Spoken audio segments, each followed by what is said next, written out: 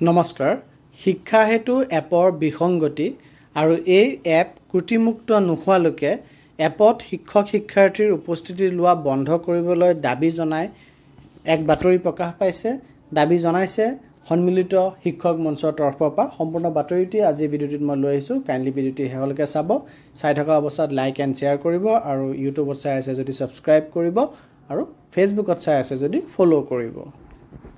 বাতৰিটিৰ শিৰোনাম এইদৰে আহিছিলে যে শিক্ষা হেতু এপৰ বিসংগতি ত্ৰুটিমুক্ত নোহোৱালৈকে এপত শিক্ষক শিক্ষাৰ্থীৰ উপস্থিতি লোৱা বন্ধ কৰিবলৈ দাবী সন্মিলিত শিক্ষক মঞ্চৰ বন্ধৰ দিনতো উপস্থিতি দিবলৈ নিৰ্দেশ বিদ্যালয়ৰ প্ৰধান শিক্ষকক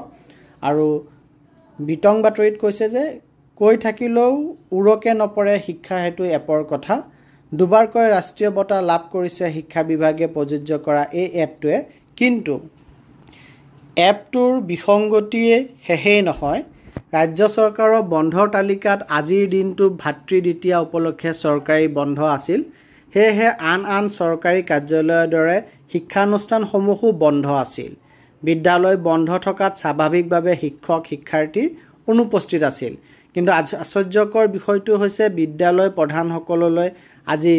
শিক্ষা বিভাগৰ অধীনত থকা সমগ্ৰ শিক্ষা অভিযানৰ পৰা আবেলি 1:34 বজাত বাৰ্তা প্ৰেৰণ কৰা হ'ল মাননীয় প্ৰধান শিক্ষক শিক্ষয়িত্ৰী আজি আপোনাৰ বিদ্যালয়ৰ শিক্ষক শিক্ষাৰ্থীৰ উপস্থিতি গ্ৰহণ কৰা হোৱা নাই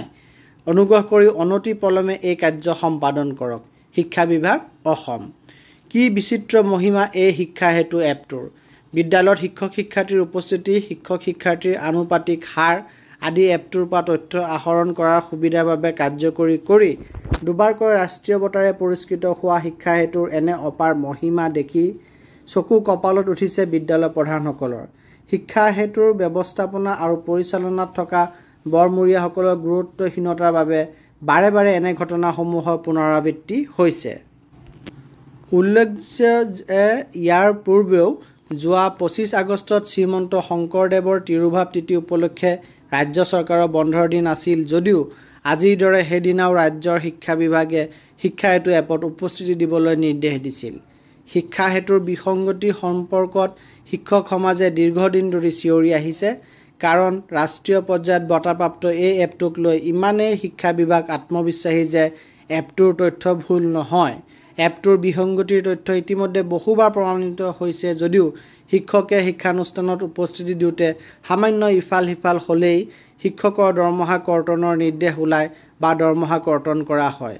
এপটোত থকা বিসংগতি ইণ্টাৰনেট সংযোগহীনতা আদিৰ কথা বাৰম্বাৰ শিক্ষক সমাজে উত্থাপন কৰি অহাৰ লগতে শিক্ষা হেতুৰ বিসংগতি সম্পৰ্কত তথ্য সহকাৰে লিখিতভাৱে সবিস্তাৰে শিক্ষা বিভাগক দাখিল কৰাৰ উপৰিও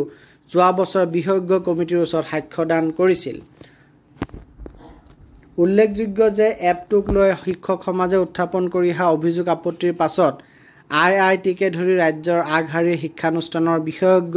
শিক্ষাবিদক লৈ এপটোৰ আখোৱাসমূহ চালি জাৰি চাই পৰামৰ্শ দিবলৈ এখন বিশেষজ্ঞ কমিটিও মুখ্যমন্ত্ৰীয়ে গঠন কৰি দিছিল বিশেষজ্ঞ কমিটিয়ে প্ৰতিবেদন দাখিল কৰিলে যদিও প্ৰতিবেদন ৰাজহুৱা নহ'ল সদৌ অসম সন্মিলিত শিক্ষক মঞ্চই পুনৰ দাবী জনাইছে যে যেতিয়ালৈকে শিক্ষা হেতু এপ ত্ৰুটিমুক্ত নহয় তেতিয়ালৈকে শিক্ষা হেতু এপত শিক্ষক শিক্ষাৰ্থীৰ উপস্থিতি লোৱা ব্যৱস্থা বন্ধ কৰিব লাগে ৰাজহুৱা কৰিব লাগে মুখ্যমন্ত্ৰীয়ে গঠন কৰি দিয়া শিক্ষা হেতু এপৰ বিসংগতি নিৰাময়ৰ বাবে গঠন কৰি দিয়া 4জনীয়া বিশেষজ্ঞ সমিতিৰ প্ৰতিবেদন অন্যথা এনেবোৰ ভুল পুনৰাবৃত্তি হৈয়ে থাকিব বুলি এক প্ৰেছ বিবৃতিযোগে প্ৰতিক্ৰিয়া প্ৰকাশ কৰে সদৌ অসম সন্মিলিত শিক্ষক মঞ্চৰ মুখ্য সভাপতি ৰঞ্জিত বৰঠাকুৰ আৰু মুখ্য সম্পাদক উৎপল চক্ৰৱৰ্তীয়ে ধন্যবাদ